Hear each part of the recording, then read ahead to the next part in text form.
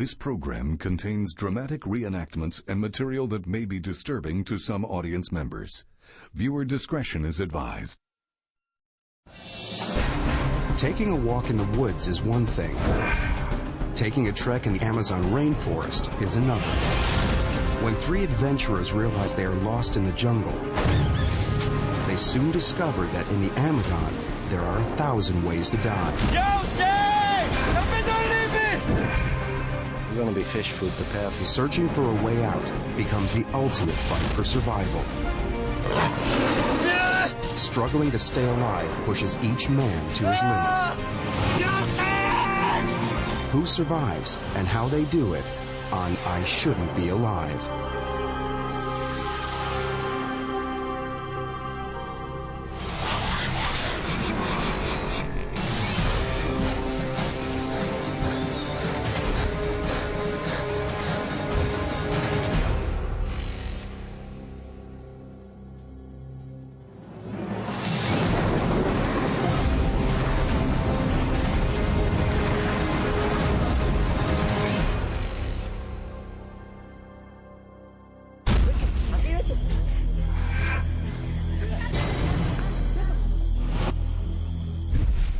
Asariamas, a remote outpost in the Bolivian jungle.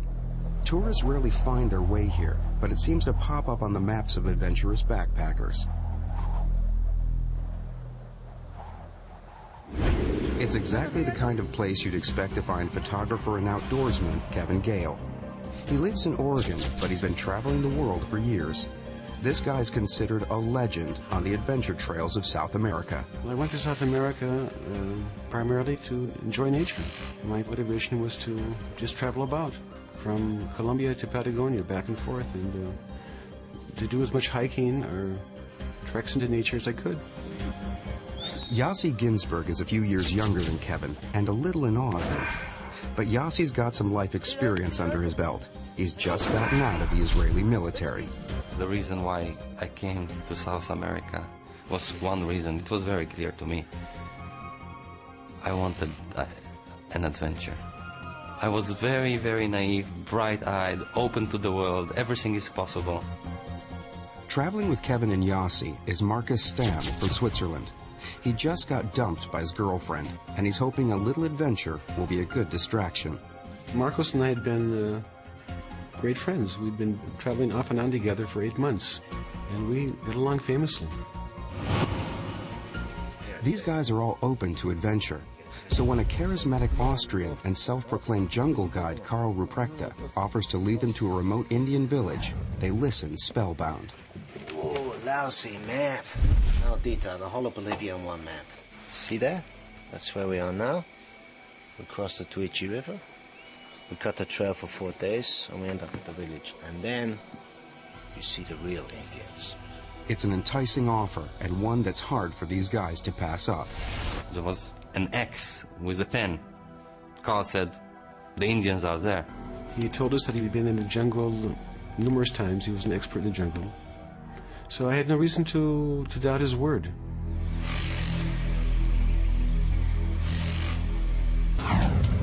The locals warned them not to go. The beginning of the rainy season is just a few days away, and everyone knows that that makes the rainforest a dangerous place to be. But Carl convinces them he knows what he's doing, so off they go. It was a different world, and we could hear animal life all over the place. Monkeys were howling, screaming.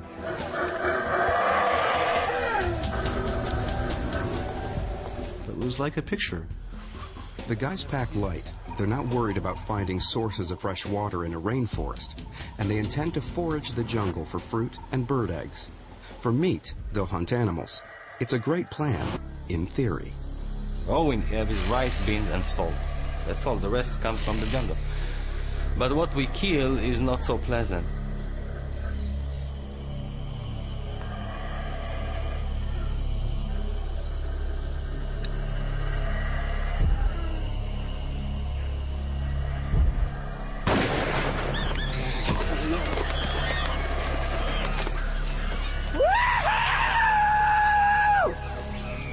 To the pot! To the pot! It's gruesome. And Carl waves it in the end and screaming, and you see the wilderness in his eyes. He's his element. He loves it. You've killed it. You've murdered it. You can't do that. What? There's no law here. This is Bolivia. You take care of him. You don't eat well tonight, Kevin. Hey, Marcus, pick up my gun. Marcus is shattered, you know, this helpless animal. How could you kill it like that? And he refused to eat. And Kevin is really upset with him because he's losing weight, and you know, you need to nourish yourself. But Marcus wouldn't bring himself to eat. We were in the jungle, we were in this environment, and those things happen. And he was just oversensitive about everything.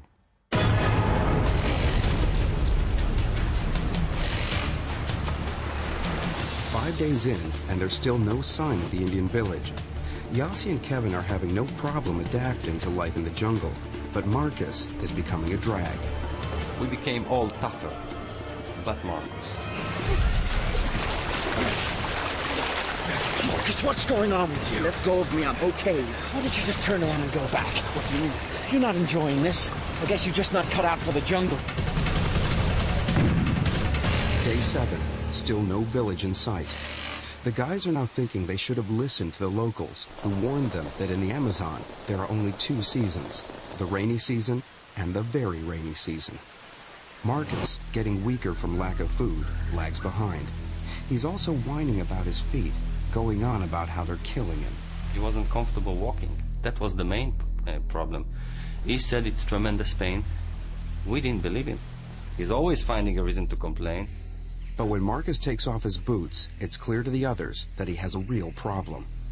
You gotta be careful with this. See the sauce? It will all open up to get in the end, and you got no skin left. And your feet are kaput. After 7 days of slogging through the wet jungle, Marcus's feet have developed trench foot, open sores that are home to some ugly fungal and bacterial infections. He's been on his feet so long that his body is having trouble getting blood with antibodies that could fight the infections to them. In short, his feet are rotting away. He needs medical attention, and he needs it fast. Guys, I'm sorry. Marcus should rest. One of you could go now with me to make contact with the village and then come back for Marcus. The village. You said 3 or 4 days max to get there. It's been more than a week now. Marcus could be here for days.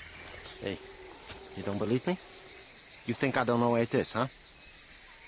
Nobody's leaving anybody behind. It wasn't fair to Marcos to continue. I wanted to continue. If Marcos hadn't been there, I would have continued. There's no question about that. So, what do we do, huh? From where they are now, there are 2 ways out of the jungle. They can stay on land and hike a little over 15 miles upriver, or they can take a more dangerous route and raft downstream about 93 miles to a known settlement. At the time, they don't think which way they decide to go will end up being a life or death decision.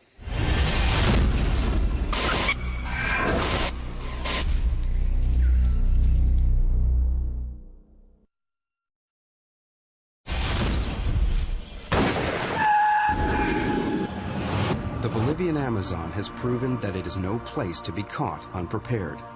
Because of the dampness of the jungle, Marcus has developed infected feet. He's down for the count, so the group reluctantly makes the decision to head back out of the jungle. They decide to take the river route out. Unlike Kevin, who has a lot of rafting experience, Carl, the group's jungle guide, isn't as skilled on the water. Left! Left! Go left! What left? Easy, Carl. Good line. On the river, Kevin saw immediately that Carl is no authority. It was ridiculous, because Carl didn't know how to swim.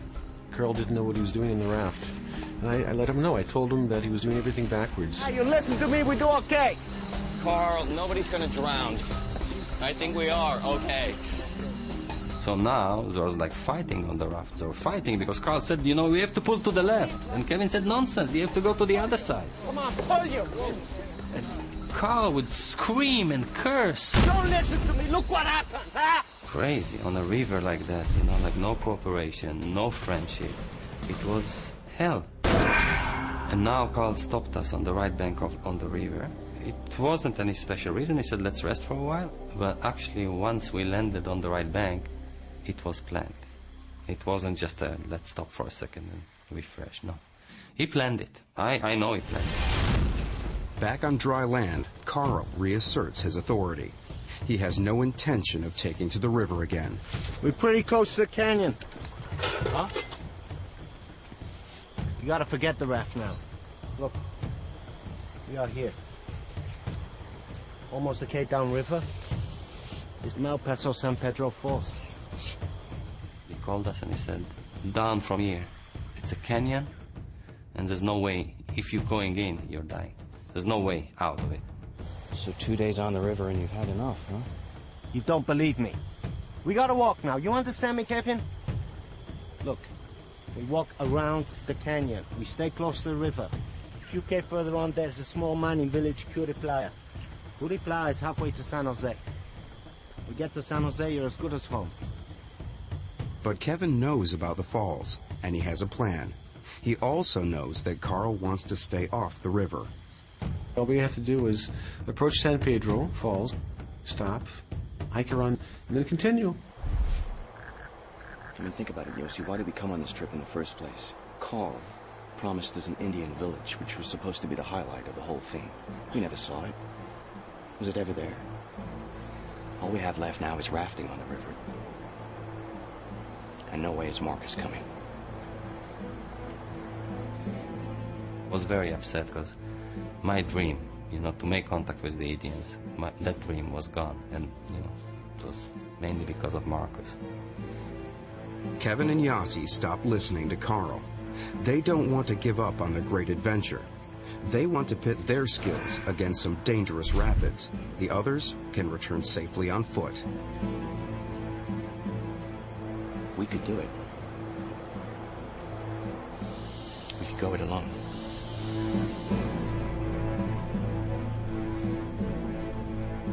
I chose Kevin, in that split, I chose Kevin. He was my man. So I stuck with him. You're not coming, Marcus. Why? Because we're going back on the river. You know where you're going, Kevin. Well, then you know you can't come. Why? Your feet will be worse on the river. Kevin, my feet are okay. This is different. You're not coming.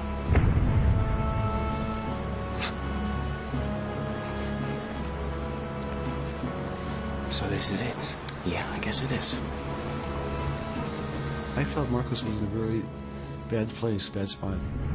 I certainly didn't want to hurt him. I didn't want to make him feel worse, but I couldn't help the guy. I mean, my best buddy, and I couldn't help him. In retrospective, how did we do that? How can you split in such an environment,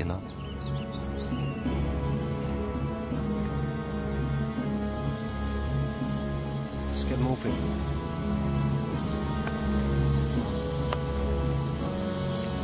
I see you soon, Carl. You'll see. La Aventura. Still haven't had enough, huh? You're full of it, Kevin. You're gonna be fish food to pair of you.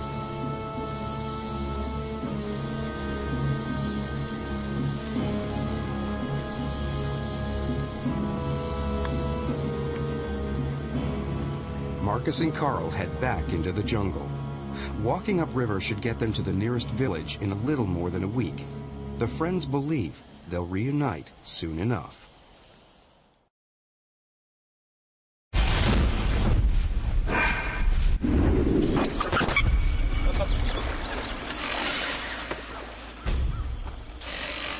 After packing a survival bag, Kevin and Yossi take to the river. Kevin has been shooting the rapids for years, so he's having a fine time, but Yossi's not quite as excited or confident. The thought of rough water is a little scary. This is November already. We knew we are in the midst of the rainy season. Going into this river, it was suicidal. Almost immediately, we entered a series of roller coaster waves. It was a different river. All right, get it dead straight. Go. Keep time in my rhythm. That's good. I don't know, Yossi. Hard your side. Paddle hard. It's becoming much more intense. You know, like the river is getting narrow, the water swifter. Certainly it was a bad decision to continue. That was a major mistake. We're just shooting straight into white water. Both of us were lying on the raft. That was the only thing we could do.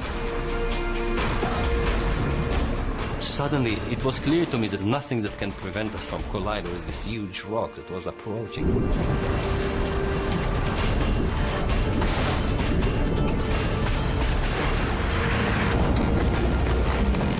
that's what happened. You hit the rock. The raft ends up pinned against the rock in the middle of the river, balancing precariously by the weight of the water. Any second, it could take a deadly drop. I saw, for the first time, I saw the fear in his eyes. And I was shocked because he was my rock. Kevin and Yossi hang on for their lives. All right, Yossi. I want you to listen to me now, okay? We can't stay here. All right? So I'm gonna jump, okay? I'm gonna swim to the shore. I'm gonna throw you a line. I don't want him to jump. He tells me why he's jumping, and his plan is completely suicidal. Not only that it's suicidal, he kills me. Kevin, no! Kevin!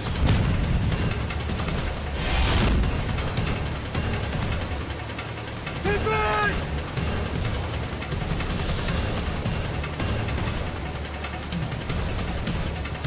Despite the treacherous currents that threaten to pull Kevin under, he makes it to the edge of the riverbank and scrambles up the rocks.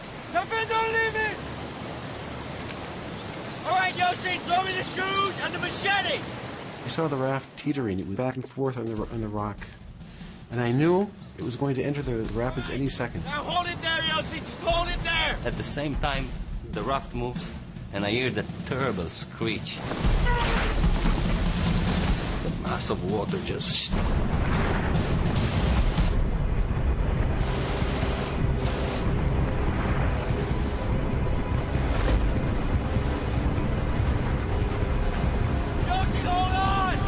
He entered the rapids, and I saw him go through 2 or 3 rapids, a couple drops, and around the bend he went, and I didn't see him again. Yossi is swept away by currents traveling at about 10 feet per second and is dragged under the water. Like huge pressure on my chest. And I can feel that, like the power of the river. I'm shooting at such a high speed and deep under the waters. It's like the pressure surmounts. I cannot breathe. I feel this is it. I'm exploding. I'm dying. And I knew this is my end. Yossi is being pushed to the bottom by the force of the rushing water. As he fights to hold his breath, waste gases in his bloodstream are building up, on the verge of triggering a reflex reaction that will force Yossi to breathe out, no matter how hard he tries to hold in his last gulp of air. After a long time in the river, I was spat again into the surface. And it's that most precious breath of air I ever took in my life. And that terrible canyon was behind me. How did I pass it? I just don't know. I just have no understanding of it, but I was on the other side. The current has carried Yossi so far down the river that 2 miles of rugged canyon now separate him from Kevin.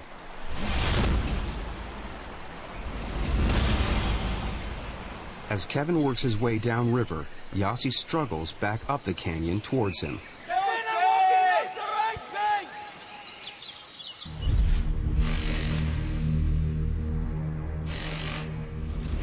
They both make it through their first night alone. The next day, neither gives up the search for the other. You know, jumping from one rock to another, looking around, and then suddenly I hear this scratch, this metallic scratch. And behind the rock, there's a small pool in the middle there. The backpack is waiting. It was a good bit of luck finding the survival bag. It had kept afloat by Kevin's simple trick of tying empty cans to it. When Kevin made this bag, he said, "Give me everything important to you, because this is the life bag. he tied 2 empty things to have it float. The bag contains survival items, a cigarette lighter, a waterproof poncho, insect repellent. There's also a few ounces of rice, and perhaps most important of all, the map. Now Yossi can find his way back to civilization. I put the backpack on my back, and now with a new spirit, I climbed up thinking that it's gonna be easy now. Kevin and I get together, and it's gonna be over. We've got the equipment. It's gonna be a good story. Kevin continues to search for Yossi. He has nothing but the clothes on his back. He should have at least had the machete. Hindsight can prove to be a tough lesson. Later that day, probably after maybe 4 or 5 hours of hiking, I realized that I'd left the machete in the sand. And I was very upset with myself. I had one tool, and I'd managed to leave it. I really felt stupid. So I thought for a second, but I realized that it was 4 or 5 hours back at least, and then another 5 hours back to where I was, so I was losing basically a day and a half. And I decided against it. So I pushed on.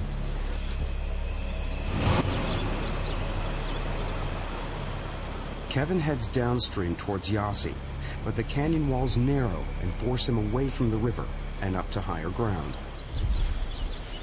I knew that the San Pedro Falls was before me, and I wasn't about to swim through that. So I decided to leave the water and hike into the jungle.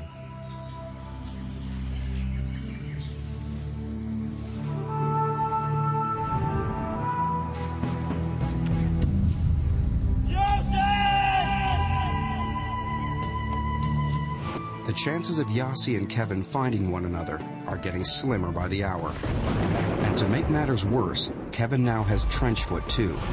Like Marcus's, his feet are rotting away from constantly being wet.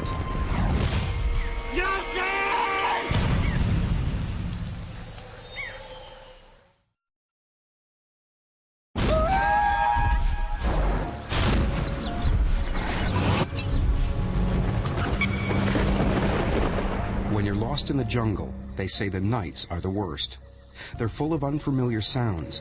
For Yossi, they are waking nightmares. That night, the fear was so big that every minute, every little thing I'll hear, I'll just jump and I'll start looking around to make sure there's no animal coming. One night, a new sound really freaks him out.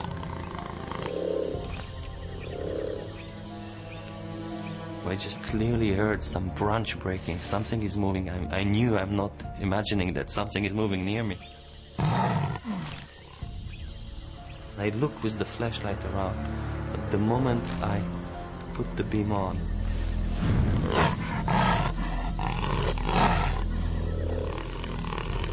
I see the face of a jaguar. This cat is one of the jungle's most fearsome predators. If it attacks Yossi, it can kill him in an instant with a single bite to the back of the head. I had a cigarette lighter, and I had a can of repellent. And I remember that I saw that in a movie that you can actually set the repellent on fire.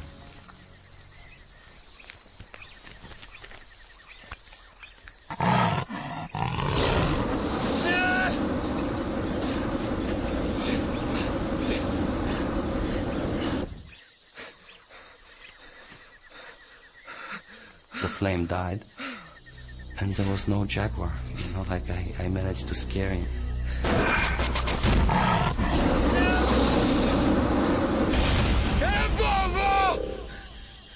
I sat there for the rest of the night, and you know, I started crying and screaming and trembling.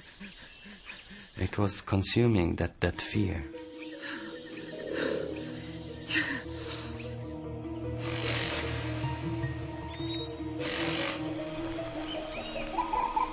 The following morning, Yossi gets it together and realizes that he really is on his own.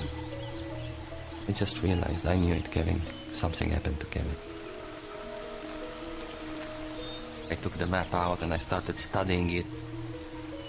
Suddenly, I remember Carl told us about some camp, the gold mining camp, about 4 days away, upriver. Playa. Playa. So now I had like an idea. I have to walk, and looking at the map, it was very hard to work it out. But I thought within 2, 3, 4 days maximum, I'm making it to the camp. And once I made it to the camp, I'll have a trail to follow, and I'll make it out. With a bit of food and some fresh water in the backpack, Yossi presses on. You might say giddy with optimism. And here I am singing out loud, my chest open, and fully trusting I'm gonna make it. Then I suddenly discover a tree, and I saw clearly it was actually cut with a machete. Kevin? And then it all makes sense to me. Actually, Kevin was doing the same thing. That was, he knew I would be trying to go to Playa. So I'm sure Kevin is there before me. I kept on walking along that trail. It started being a bit strange because the marks weren't as clear as before. And then after hours, I see this footprint. It's not an old footprint. I see that footprint in the mud, and I realize this is a hiking boot, and there's only one person in the world that could have left that footprint. Kevin!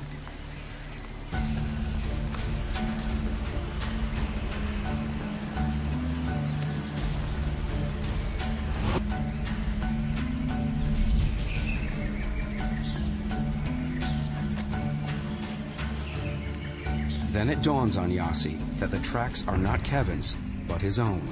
He's been wandering in circles for hours.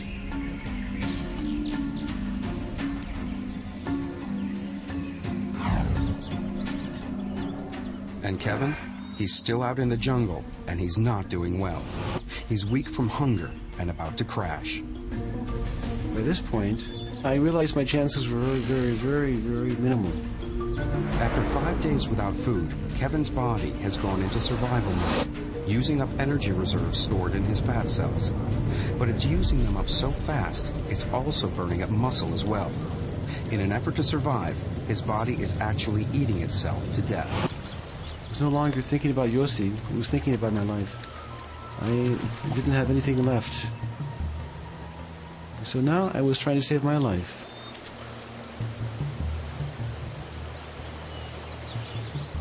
And that's what I did.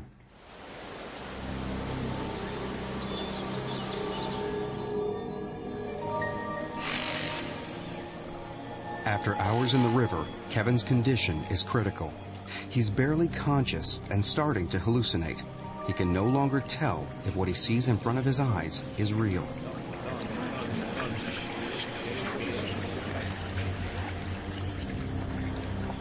All of a sudden, I see a canoe. So I let go of the branch I'd been holding on to, and I began swimming towards the shore. They asked two questions. They asked me if I was lost, and they asked me if I was hungry. It was kind of funny. They told me that they went hunting in this area twice a year. I mean, it's literally 1 in a million. It's just pure luck. But Yossi's luck is running out.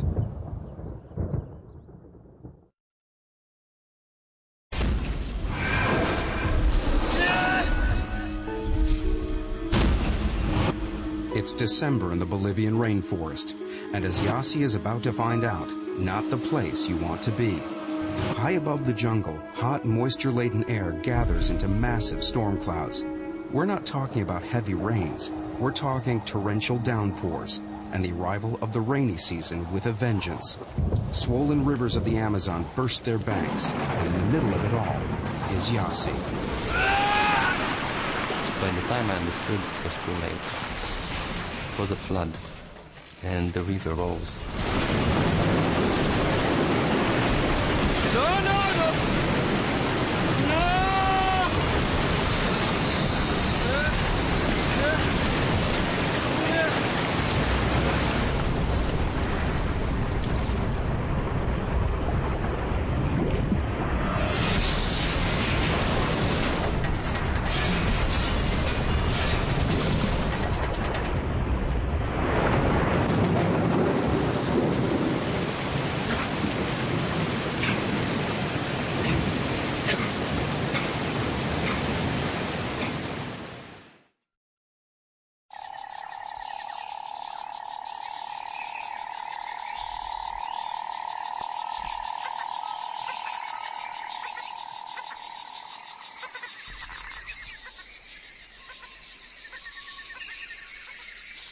By morning, the flash flood is over. Yossi is washed far away from the river, his lifeline and route to possible rescue. It was the 15th day of my solitude. I couldn't start a fire, there was no sun to dry, and no food, and the rain, and wet. But things were clear. I just had to stand on my feet and keep on walking. But I knew now there's one thing, find the river. A few days after being found and recovering from his ordeal, Kevin makes his way to a Bolivian army airbase and tries to convince them to mount a search for Yossi. Si él fuera tu hijo, o tu hermano. ¿Por qué tú eres a los Estados Unidos? ¿Dónde tu familia? A pasar las fiestas navideñas. Pero hay una persona perdida en la selva.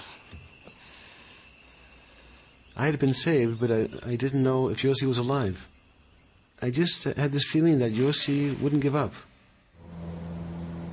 Eventually, Kevin succeeds in convincing the Bolivians to take him up in a spotter plane to search for Yossi.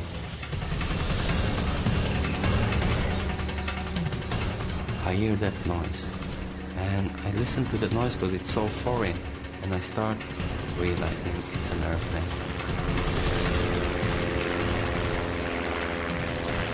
Kevin! It's a plane after me. I know it's Kevin there. And I'm just jumping on my feet, and I'm running, and I'm screaming. Kevin! Kevin! Come here! What the say? Fat chance. Yossi is hidden beneath a dense jungle canopy.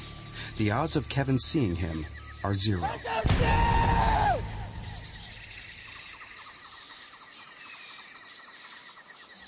Was just oblivious to me.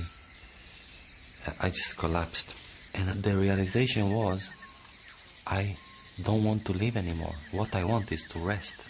And the only way that I can rest is by dying. Not knowing he's only 2 miles from Yossi, Kevin now believes his air search is probably pointless. I realized we couldn't see much. And I asked him to fly lower, and he wouldn't. He said it was too dangerous. And on top of that, he wasn't following the contour of the river. I didn't have a chance to find Yossi this way.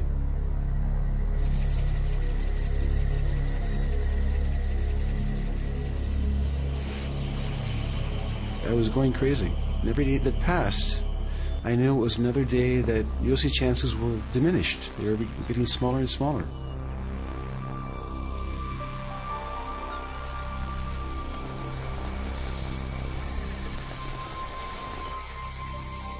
It's been 3 days since the flash floods.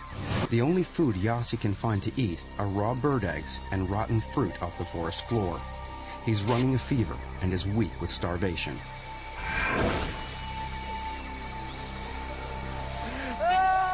I was famined, I was diseased, I was injured and weak. I started realizing that I don't know what's going on anymore. Maybe I'm becoming insane.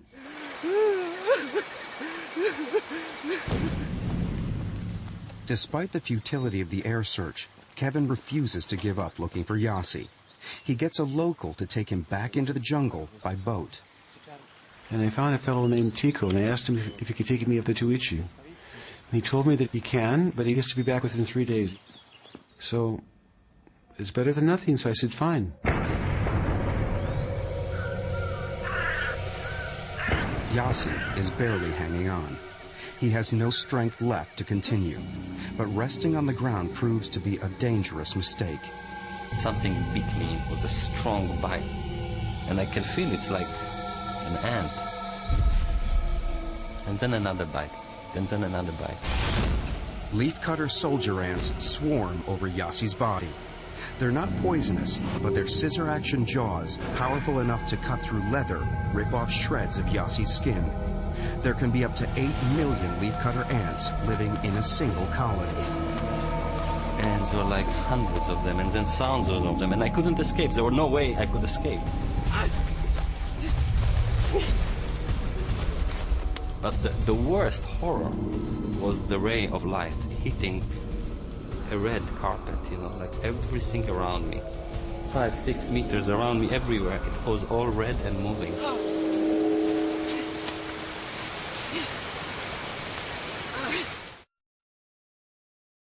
We gotta walk now. You understand me, Captain?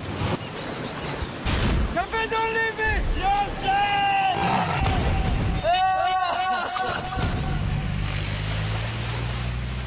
Back on the river, Kevin keeps searching for Yossi and pushes his guide on.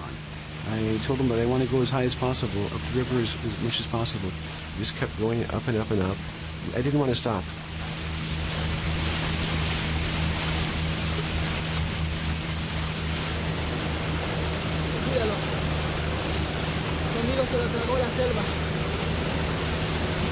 The jungle is just the jungle.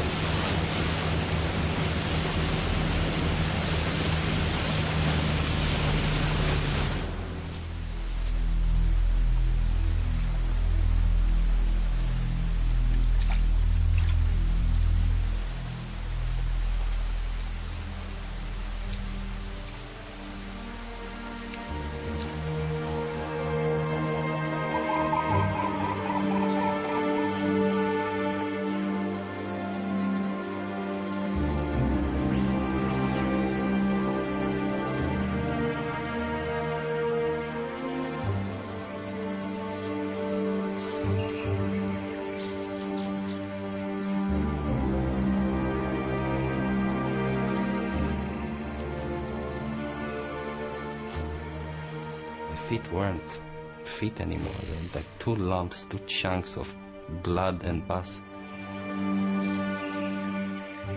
I gave up. I prayed to God, just allow me to die. All I want is to rest. Let me die.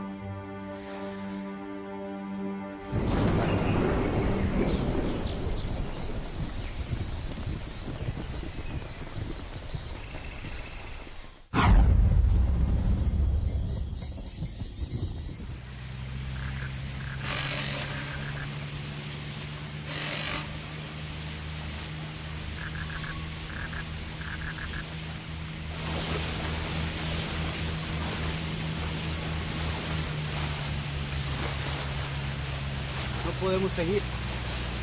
Mira, el río está creciendo de nuevo. Hay rápidos arriba. Siento. No podemos seguir. I knew that was it for Yossi. It would take weeks, if not a month, to get back to the jungle. And there's no way that you could survive another month in the jungle. And I just felt this heavy feeling, and this sense of loss, and this terrible sense of guilt that I caused his death. Yossi is now so weak that the smallest movement takes all of his energy.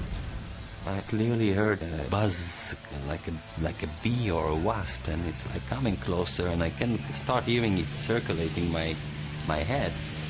So, I'm already in like the zone of like delirium. I'm just trying to get rid of that wasp. And the buzz is in my ears, and as I raise my head and there's I don't see the wasp, but when I turn my head, I see shades and people.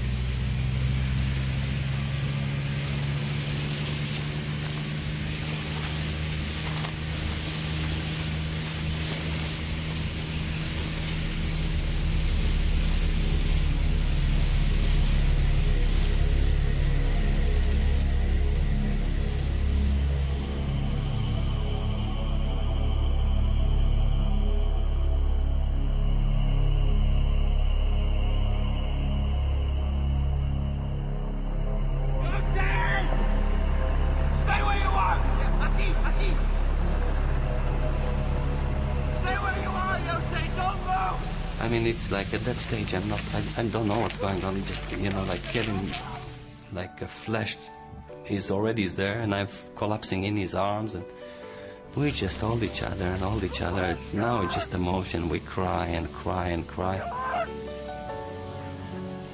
I couldn't believe it that we'd found him. If he would have been upstream, just 100 yards away, he wouldn't have heard us. We wouldn't have seen him.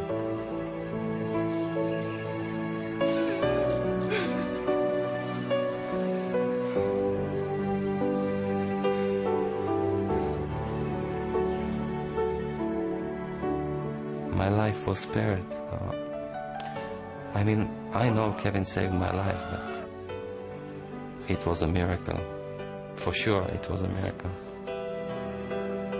I think that Yossi saved my life, because if we hadn't found him, if he would have perished in the jungle, I would have had a very heavy burden to bear, knowing that I caused his death. Because I put him in the situation, and I was entirely responsible. So I think that's how I see it. What started out as an exciting expedition over a month earlier for three guys looking for adventure and one perhaps deranged but definitely persuasive guide became a 20-day survival odyssey for Kevin and Yossi. They are stunned to learn the fate of Marcus and Carl, who they assumed had walked out of the jungle safely. It was a shock to us to discover that there was no trace of Marcus or Carl. Of course, when I realized that Marcus was lost in the jungle, it was a very heavy feeling. Kevin went back into the rainforest immediately to search for them, and he couldn't find anything, any sign, any track. So it just evaporated. The Bolivian army also mount a search and discover that the Indian village that Carl marked on the map did not exist. Over the next few years, both Kevin and Yossi undertake searches for Marcus and Carl, but no sign of them is ever found. I don't feel guilt about not taking Marcus with us. Then and even now, I feel that it was the right decision not to allow him to come. But I always thought then, and I probably do occasionally now, that if I would have gone back with Carl and Marcos, if we would have gone back together, that it would have ended differently. We were thinking that what we are doing is more dangerous, if this is an excuse. We were thinking that. Still, we made that decision for him, and he never came back. Kevin continues to photograph nature and enjoy traveling. He met his wife Orna while on the rescue mission for Marcus. They now live on a kibbutz in Israel with their 2 sons. Yossi Ginsberg is a writer and motivational speaker and works to preserve the Amazonian jungle. He lives in the rainforest of New South Wales, Australia.